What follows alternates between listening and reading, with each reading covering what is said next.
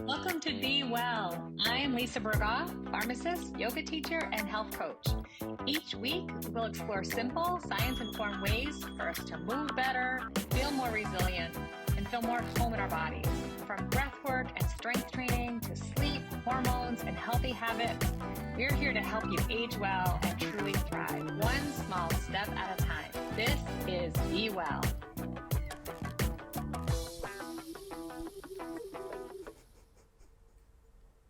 Hi, it's Lisa Burgaw, and this is Be Well. And today I have my friend Heather Mislivets-Ahern here, and she is the Fire Safety Program Manager at Millstone Dominion.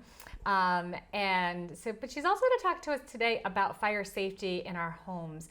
And I thought it was really an important and timely topic because as we move into summertime, people are going to start maybe grilling more outside and perhaps having some, like fire pits or hanging around the fire outside. So I thought it was really timely. And it's great to have these little tips and tricks ahead of time instead of trying to scramble when there is an emergency. And so fire safety is so important. She thought it was going to be really boring, but as we've been talking and preparing, I think it's really fascinating. And there's a lot of really great tips that she has to share with us. So welcome, Heather. Thank you for being here. Thank you for having me. Of course, of course. So tell us a little bit about how you got into fire safety, and I know you've done so many different things. You've been an EMT. So we met in your EMT role, right? I was working the pharmacy, the vaccine clinics during COVID. At Foxwoods. At Foxwoods, I was with Mashantucket Fire Department for 20 years. Wow. As a firefighter and a captain over there. Amazing. Before that, I volunteered for a fire department. I started as a kid. My parents were in the fire department. And I had some friends that were in the fire department. So great. That's so great. just And you're certified as a fire marshal. I am. I just got my fire marshal certification a few years ago. Congratulations. Thank you. Awesome. Thank you. And so, and you're part of the team that helps keep Millstone safe, which I'm very grateful for because it's right across the bay from me. Yeah, me too. So I want to make sure that things are all good there. Yep. And you were explaining some of the things that you do over there, making sure there's not combustibles around, things are cleaned up, and the detectors are all working. But that really translates to our homes too. I mean, that's a bigger scale, but it's really important to keep our homes safe too. Yes, absolutely. Yeah. So thank you.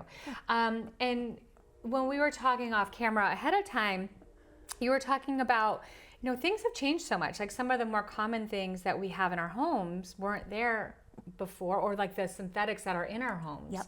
So you said that we used to worry about homes burning down because of wood, and now it's more of the synthetics and they burn faster. Much faster. Yeah, so tell me more about that. You used to have, 15 minutes, 10 to 15 minutes to get out of a house. Now you have to be out of a house in minutes. Yeah. Just because the synthetic materials are burning so much faster. Go up so much faster. Yep. And so if your fire alarm does go off, you don't go collecting all your things. You just go. Yes, get out immediately. Yeah. There's no time. Yeah. All right. And make sure someone calls 911 Call right 911, away. yeah. And have a plan, right? Like when my kids were in elementary school, we used to have, they'd come home from school and we'd have the evacuation plan and they'd be like, we have to practice this, it's our homework. Yep. And I think that's important to keep doing, like to have a plan, like what happens if the alarm goes off? Who's gonna call 911 and then get to your space and make sure everybody's safe. Now, fortunately, everybody has a cell phone. Yeah. But if you don't have your phone, don't go running back inside to get it. Okay, good. Get Because your out phone right could be away. the cause of that fire, It right? You talked about could. lithium batteries. Yep. We're going to talk more about that in a little bit. Yep. Yeah. But the EDITH, the exit drills in the home, are something that we teach kids in fire prevention, and they need to practice it. The more they practice, the more comfortable they'll be, and less likely to go and hide under a bed or in a bathtub or a closet. I was telling Heather a story off camera when years and years ago, we had some work done in the house and we had some drywall and there was a lot of dust. And so the dust was around in the smoke detector. And when the heat would turn on or off, like at 2 o'clock in the morning, the pressure would shift and the alarm would go off. And we were hardwired to the fire department, so the fire trucks would show up, and this was happening on the regular. And my husband had surgery this day, and so he was totally out of it, and the alarm went off, and he went to the thermostat, and he's pushing buttons on the thermostat. I'm like, what are you doing? He goes, I'm turning off the alarm, but he wasn't off the alarm. So this was just chaos, and the alarm's going, it's really loud, and I don't want the fire trucks to come at 2 o'clock in the morning, and I'm hoping it's not really a fire. So I got the alarm to stop, and then we went looking for the kids, and they're nowhere. They're not in their rooms, and I can't find them. So I'm like, oh, good, they did the Edith. They What was went, your meeting spot? it's the rock at the end of our driveway. We have a spot, and that's the plan. They weren't there. So now I'm freaking out, and I'm looking all over the place. We found them. They were having a sleepover in one of the boys' rooms in the closet where we store all the extra blankets and pillows. So it was like a little den, like a little nest. And they slept through the whole thing. Yep. But what I love that you said, which is new, because they were used to hearing it because it happened enough that they tuned it out, which is dangerous. But tell me what you just said about like the new alarms. So there are smoke detectors now that you can record your voice or the parent's voice, saying, "Hey, Jack, wake up," or whatever the kid's name is, and that can be more likely to get their attention than just the beeping noise. Because you can really tune that out. Yep. Unfortunately. Yep. But so they have those. Take it seriously if it goes off. Right. And they need to practice. So, make sure it's going to wake them up, whatever the noise is or a recording. And make sure that they know where that meeting location is and how to get there safely. And also just make sure the meeting location isn't too close to the road. Right. Because if fire trucks are pulling into your driveway, you don't want somebody getting run over. Right. Too close to the road and not too close to the house. Right. A safe spot. Okay. Yeah. And not to make it scary, but you often don't think about fire safety until there is a tragedy, right? So I feel like I love having you on this episode today because I feel like you have such knowledge about these little tips and tricks that we might not think about, or we might be doing not knowing that it's dangerous. Like at the studio, we use space heaters. Yep. And so, I learned this years ago that we plug them into the wall. You never plug a space heater into a power strip because there's just a higher risk for fire. But I was thinking about that because they generate a lot of heat. But you were telling me that anything that produces any heat producing appliance, a space heater, a coffee pot, an air fryer, a water cooler that uses hot water, a curling iron, any of those should be plugged directly into an outlet in the wall and not into a power strip or an extension cord. Okay. And what about like piggybacking extension cords to reach across the room? Don't do that. That's bad. Right. Same with power strips. Don't piggyback the power strips. Right. And extension cords are really only supposed to be used for temporary use. They're not a permanent solution. Right. You should have additional outlets installed in your house by a licensed electrician. Right. And also, and I don't do this now, but I have in the past where you have a cord run under your carpet, like if you're plugging in the TV and you're plugging in to something else. Don't put it under your carpet, don't cover these cords. Yep, right? Don't cover them, don't coil them up. They can produce heat just from being underneath something, and they can overheat. Right. And start a fire. And so frayed cords, and what other things would you say to look out for? If you touch it and it's hot when you're unplugging it, that's a concern. And like you said, frayed cords, or when you go to pull a cord out of the wall, don't just pull the cord out because you can damage the cord that way. Okay. You don't want to hold it across the room and pull it out. Like you go up and you gently pull it out. Make sure that you're using a cord if it has a ground, make sure that ground plug is in there, that you're not pulling it out to make it fit into an older outlet. Okay. Yeah, that's a big one. And what about the outlet itself? Like, what do you look for to make sure that outlet is safe? You mentioned heat. Yep. Just obviously make sure there's no sparks coming out of the outlet. Or any black marks around the outlet. Okay. That's a sign of an issue, if something like that happens. Call an electrician to come, or if your fuse keeps blowing, there could be an issue with the outlet. That's good to know. If you have to keep going down into your basement to reset the panel, then there's an issue with something. Okay, and so you'd call an electrician for that? Yep. Okay, that's call good an to electrician, have them come, make sure the outlet's okay. Okay. Or it could be the appliance. Yeah. Maybe it's just too much for the outlet. Oh, all right.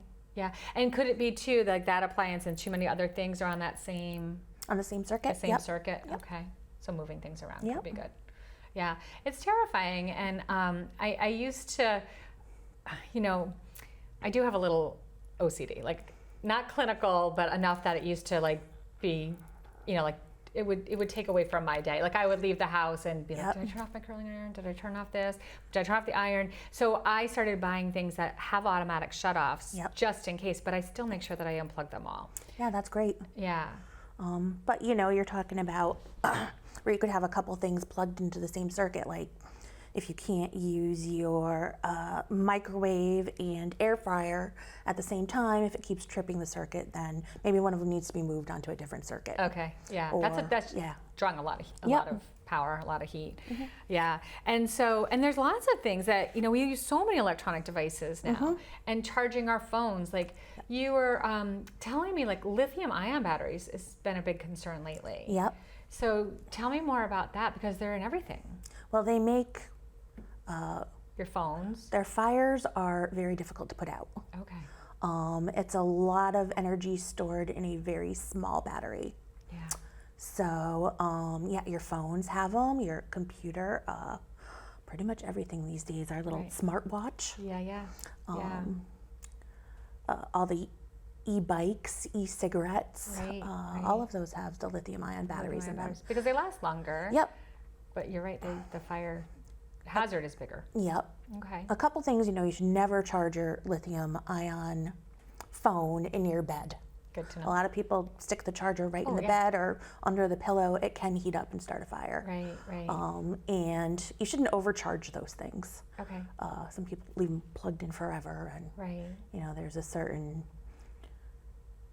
when it's fully charged, you shouldn't continue to charge it. Okay. Yeah, it's not good for the life of the battery Yeah, either. exactly.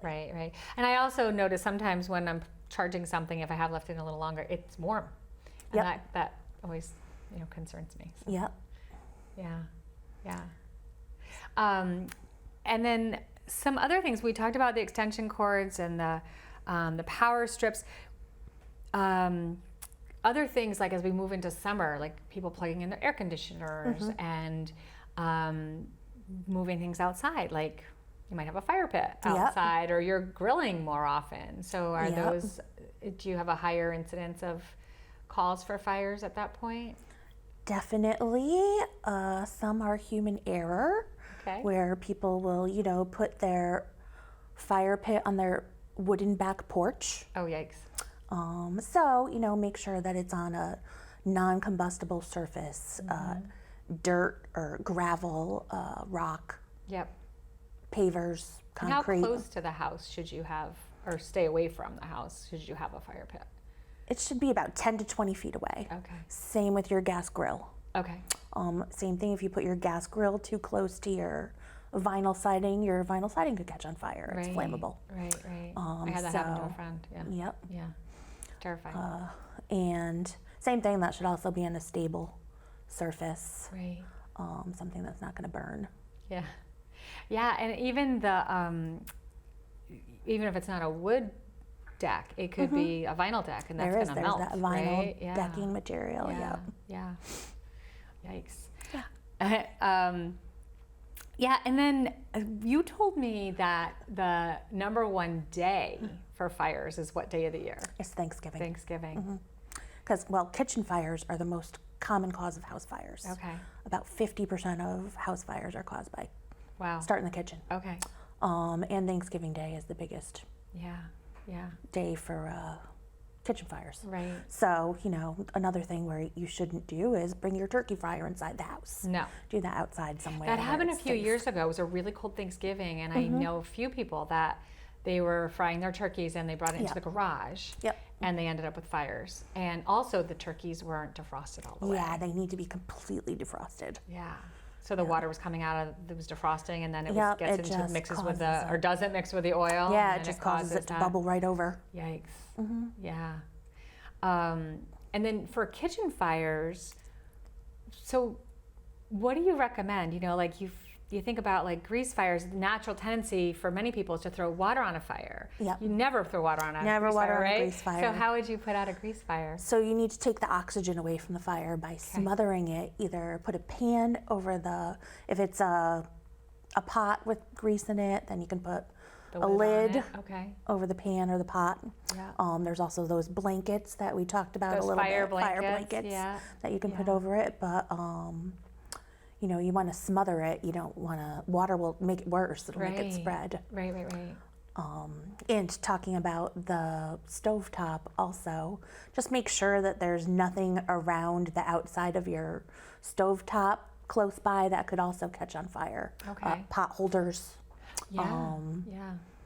I was telling you about a fire that I went to where the person had put groceries down on her flat top stove and then leaned up against the button on the front of the stove and accidentally turned it on and went out to grab more groceries. When she came back, her kitchen was on fire and she lost her whole house. Oh, that's so sad. Yeah. That's so sad. But I mean, just a simple thing. I mean, that's maybe a safety feature that it would be better have the knobs on the back of the stove. Yeah. But my own stove has that. Right.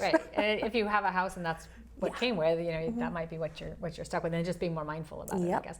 And I was talking about having you on the show today. We had a book group at the studio this morning, and one of the girls was saying her cat was playing around with the knobs on her stove, and she has a propane stove, and it turned the gas on, didn't light, but do they put scent in propane because it's odorless, right? Yep. And so they found out before there was a spark or anything that would have created a fire, but she had to go out and buy some silicone top to put on top of her dial so that the cat couldn't do that anymore. But propane actually has no smell. They do add that rotten egg smell to it so that you will recognize the smell of it. Yeah. And then also, what else doesn't have smell? You told me about another thing we should be checking for. Oh, carbon monoxide. Right. Yep, Odorless. no smell. And you're talking about a odorless, gas. Colorless. Yep. Yeah. The gas stove, they should definitely have a carbon monoxide detector in their house. Okay. Any type of fuel that burns, gas, oil, propane. Yeah. They should have, or even wood, they should have a carbon monoxide detector in their house. Yeah. And so would you recommend a hardwired smoke detector, carbon monoxide detector is best, or is like the store-bought plug-in ones, they're okay? Those are fine. Not everybody can afford the hardwired system in their house and the electrical upgrade. So, like Home Depot, Lowe's, those stores sell, or your local hardware store, sell a smoke carbon monoxide combo. Yep. Those are about $60 these days. Yeah. And the batteries in those are good for 10 years now. That's great to know. So, That's great to know. Because it used to be, what was the rule of thumb? Every time you changed the time, every 6 months, you changed your batteries, right? Yeah. So you don't have to do that all the time now unless you have an older unit that uses real batteries. Yeah, the old batteries. The old batteries. 9-volt. Yep. Yeah. And then as far as the smoke detectors, the heat sensors, the carbon monoxide detectors, do you have any tips on those? What people should know about those? How often do you check them? I think you told me a story about someone who they kept setting off when they were cooking, so they covered it. Yeah. Don't do that. That person. Yeah. Don't do that. Don't cover them or take them down because it's a nuisance because of cooking. That's not good. Yeah. You should have one close to the cooking area, but not right inside the cooking area. Or you could have, like you said, you have heat detectors in your house. I have a heat sensor in my kitchen, sensor. And then the smoke detectors around the corner, so it doesn't go off if less nuisance alarms. Burn something as much. Yeah. And have one inside of every sleeping area. Good to know. So if you do have an electrician come in and put them in your house, they're going to do it to code, which is inside every sleeping area on every floor. Yeah. But the temporary ones are fine also. Okay. They work. And this isn't something that we talked about ahead of time, but do you recommend having a fire extinguisher in the home? You should have a fire extinguisher in your kitchen. In the kitchen? Yep. Yep. And know how to use it. And maybe in the basement, depending on what you have in the basement. Okay. A furnace, a dryer. And make sure that it's and know how to use it. checked. Yeah, know how to use it. And so they do have to be checked regularly, right? Yep. Inspection. So it does have a gauge on it. Okay. And as long as usually the ones inside your house, as long as the gauge is in the green, you're good. Okay. And Otherwise, with the studio, I have to get them inspected Yes, you do. and tags on them Yep. every year. So yeah, your I'm local on fire that. marshal requires that. Yes, and I am compliant. That's yeah, good. yeah. So you said that unattended cooking is the #1 cause of house fires, and Thanksgiving Day is the #1 day for fire. And that's sad for all of you that are working on the holiday, right? Too. Yeah. I mean, it's hard. It's sad for people to have dangerous things happen on a holiday, Yep. especially when it's a gathering and a celebration, gratitude Yep. kind of day. Yeah, and so the smoke and the carbon monoxide detectors are so important. And are there common mistakes people make? I know I got my son who lives outside of Boston. I bought him one from like Home Depot or Lowe's or whatever. One that plugged in that tested for carbon monoxide because they have a propane stove. Yep. And I just want to make sure that they were okay. But it was brand new. We weren't sure how to use it yet. We plugged it in and it just kept beeping, beeping, beeping. So we're trying to like play with that and not get frustrated with it and bring it back. So it can be frustrating to figure out how to use these, but it's so worth it. Yep. Because there was a tragedy in Niantic Yes. about 20 years ago. Yep. Yeah, and that was a carbon monoxide poisoning. Yeah, a It was family so that sad. died. Yeah. Yeah. Yeah, carbon monoxide's a colorless, odorless gas, and you're not going to smell it. You can't see it. So.